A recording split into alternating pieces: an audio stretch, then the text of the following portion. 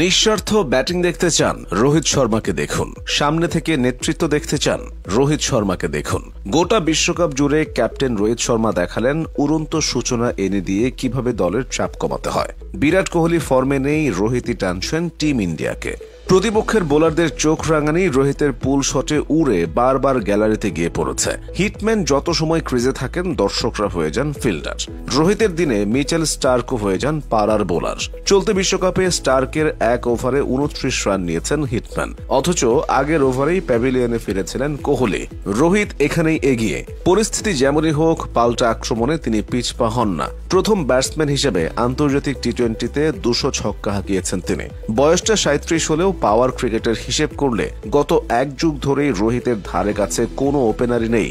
রোহিতের fitness নিয়ে অভিযোগের শেষ নেই, তবে দুর্দান্ত টাইমিং আর বলের লেংথ পিক করার অসাধারণ দক্ষতায় তিনি হয়ে উঠেছেন টিম ইন্ডিয়ার সবচেয়ে বড় ভরসা। চাপের মুহূর্তে রোহিতের ব্যাটিং দেখলে যে কেউ চমকে উঠবে।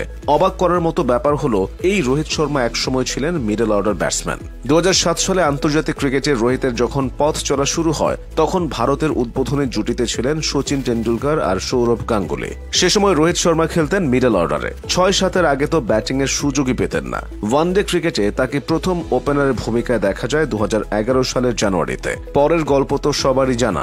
যত সময় গড়িয়েছে, সাফল্যের সিঁড়ি বেয়ে হিটম্যান ততই উপরে উঠেছেন।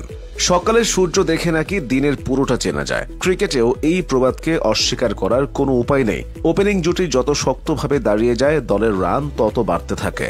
রোহিত এখানেই অন্যদের চেয়ে আলাদা। এক প্রান্তে শিখর ধাওয়ান রানের ফোয়ারা ছুটিয়ে নিজের ভান্ডারে রাখা শট খেলছেন, অন্য প্রান্তে রোহিত একটার পর একটা নান্দনিক শটে বলকে গ্যালারিতে আশ্রয় ফেলছেন। দীর্ঘদিন ভারতের ক্রিকেটে এটি ছিল নিয়মিত ঘটনা। সময়ের স্রোতে ধাওয়ান দল থেকে বাদ পড়েছেন অফ ফর্মের কারণে, তবে রোহিত যেন নিজেকে আরো শানিত করেছেন। তরুণ প্লেয়ারদের সাথে জুটি গড়ে একের পর এক জয় এনে দিচ্ছেন দলকে। কিং কোহলিকেও নির্ভর হওয়ার সুযোগ করে দিচ্ছেন। আন্তর্জাতিক টি-20তে রোহিতের স্ট্রাইক রেট 140, শতক হাঁকিয়েছেন 5টি। কি অসাধারণ ক্যারিয়ার!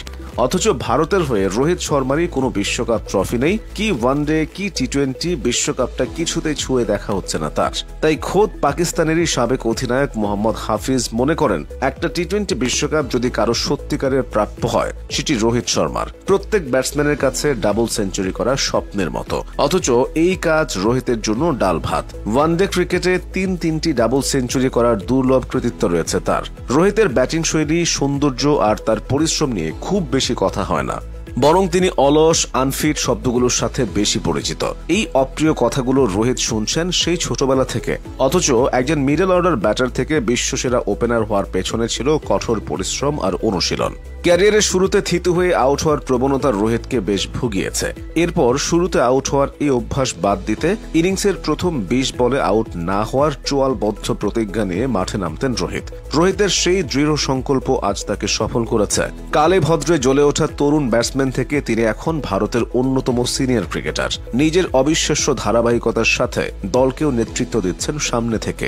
ভবিষ্যতে ভারত অনেক ব্যাটসম্যান পাবে, তবে রোহিতের মতো আয়েশি ভঙ্গিতে বলকে গ্যালারিতে পাঠানোর মতো কেউ হয়তো আসবে না।